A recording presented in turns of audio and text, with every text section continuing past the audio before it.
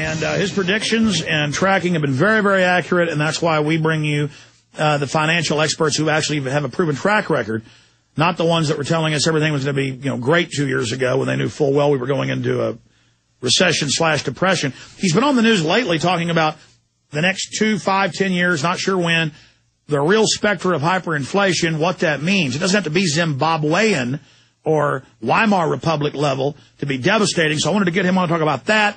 Also, his prognosis for the dollar, because we've got people like Harry Schultz, who's a highly respected and been pretty accurate in the past. Also, Bob Chapman has confirmed from embassy people he knows that they are telling embassies, dump your dollars, hoard foreign currencies for September. Now, is that just some drill, or is that an ominous sign of global dumping of the dollar? Who knows? We'll ask him about that and a lot more in the next 20 minutes. Mr. Faber, thank you for coming on with us. It's my pleasure. Okay, you got the floor. Tell us about the specter of hyperinflation, what you see happening in the world economy. Is there going to be a recovery, or is this just the beginning? Well, basically, the U.S. economy went into recession in October, November 2007. But initially, because the government manages to massage figures, it didn't show up right away. But after September 2008, the global economy fell off a cliff, and we probably kind of bottomed out in March, April, but it doesn't mean that we will have a strong recovery.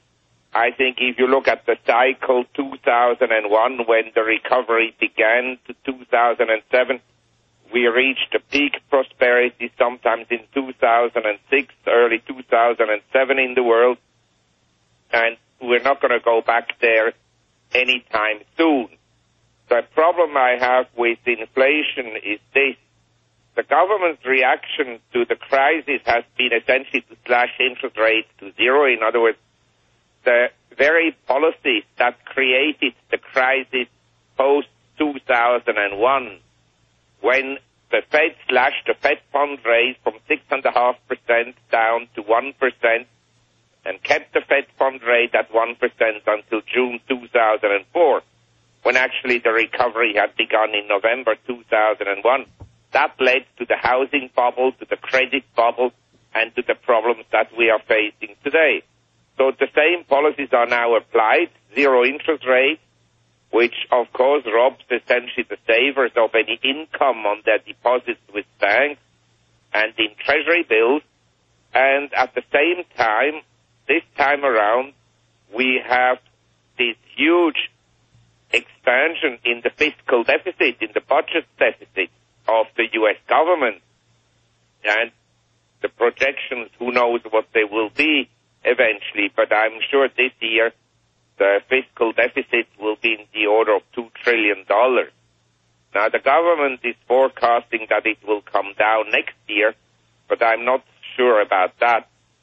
Now, when you combine large fiscal deficits with expansionary monetary policies, it is very likely that at some point inflation will be relatively high. Once inflation is relatively high and the economy doesn't recover, then the government will print even more money, and that will then accelerate the level of inflation rate. Now, over the decades tracking this, sir, and being on the boards of scores of countries internationally looking at this, what's the inside scoop, if any, on what the private Federal Reserve is really planning, what the central banks in Europe are planning? I mean, they're openly announcing all this new power to regulate themselves, to grab whole areas of the economy. Obama's firing heads of GM and hacking it up in pieces and handing it out to cronies. I mean, it's getting really serious. Well, I mean, basically, we had two systems until the end of the 1970s in the world, essentially free market capitalism, the market economy, and the planning economy. And as you know, under communism, socialism, central planners totally failed with their policies to create sustainable economic growth.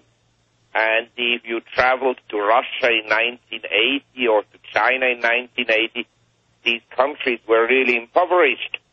And the U.S., in particular, today is moving towards an interventionist policy of the government moving into the economy and trying to fix the economy left, right, and center.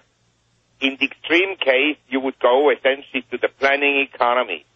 Well, it's not going to happen right away. But basically, the more the government has an influence in the economy and intervenes in the economy, and I have to stress that the current crisis is not a failure of free market.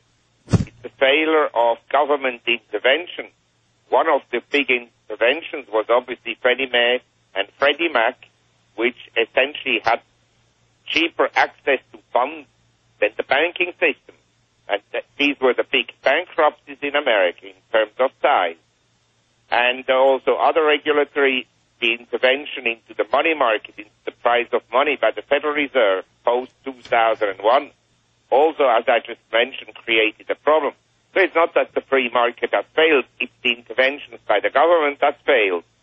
And now these failed policies are even enlarged, and that is where I have a problem with the current economic policy makers. Well, yes, sir. I mean, I'm no economist, but it's just common sense watching the markets, following how this works. You have these elite banks, elite brokerage firms, elite power structures who want the planned economy, as Carol Quigley wrote in Tragedy and Hope. They actually are what I'd call crony capitalists, monopoly capitalists. They're not free market. They're actually using government regulators to force the sale of banks, brokerage firms, credit unions, infrastructure to them. And they are being engorged, being rewarded for the crisis they created, and now vertically integrating everything. And now they've made the crisis even worse since the banker takeover in October of last year in Europe and the U.S. And now I'm sure you've seen the new, quote, federal, redo where they're claiming they're going to have new regulations. But when you read it, it just says absolute power of the Federal Reserve to do whatever it wants to take over any industries. I mean, again, where do you see this ending? Just with one global bank ruling everything, this new bank of the world that we're going to pay our carbon taxes to? Well, I mean, I think it's difficult to see where it will end. But as I pointed out, I think it will end with much more inflation. And there is a big misconception in the world, which is that when the economy is weak, there are no inflationary pressures. Usually, when you have a strong economy, you have low inflation. And when you have weak economy, you have high inflation because of the government's interventions in the economy through fiscal measures, fiscal deficits, and through expansionary monetary policies. Basically, you can have huge excess capacities and high inflation.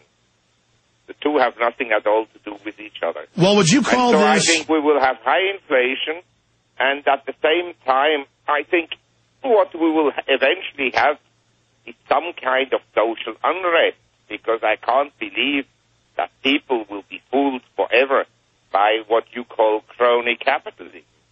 Yes, sir. And I want to speak more on that, but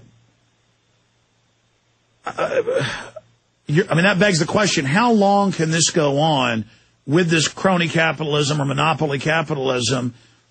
Well, it can go on for quite some time and, make things much worse. But my view would be that within the next 5 to 10 years, when the public realizes that the economy does not improve and possibly, in my opinion, actually deteriorate, and is faced with actually higher taxes, which may not be obvious, but they will happen because of the large deficit, then at that stage I think there will be, a social revolution or some kind of social revolution, or the next thing the government will do to distract the attention of the people on bad economic conditions, they'll start the war somewhere. Ah, very well said. That's what they normally do, and it looks like with North Korea and Iran, they could be steaming towards that goal. Would you call the most likely outcome a type of hyper-stagflation, where the real economy's dying, but they flood the world with these worthless notes and credit, And so we're going to have a continual stagnation like Japan, or will it accelerate towards a black hole with an overlay of inflation? And how bad will that inflation be? I mean, will it approach Zimbabwe or Weimar, or will it be 20-30% a year? Well, I tell you, it doesn't really matter whether inflation is 10-15% a year or whether it's the Zimbabwe style of inflation. Because if you go up to 10% inflation a year, it's likely that you will then go to 15%, and if you're at 15%, it's likely you go to 20%, and so forth. It's once it's the inflation magic is let out of the bottle, it usually accelerates and expands. So I think the likelihood that we will have eventually high inflation rates in the U.S. are very high.